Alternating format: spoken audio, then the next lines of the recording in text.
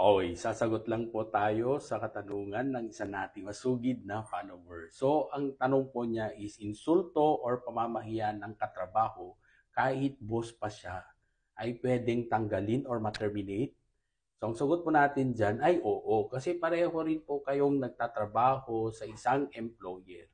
So, according to the decision of the Supreme Court under GR number 187-200 dated May 2, 2010, serious insult or unbearable treatment which force you to resign or quit is constructive dismissal. So under the law, no written notice is required and employee has the right to be reinstated in lieu of separation or may be given separation pay of 1 month pay for every year in service. So, Attorney Kid Castro po, panatag ang loob ng taong may alam hanggang sa muli.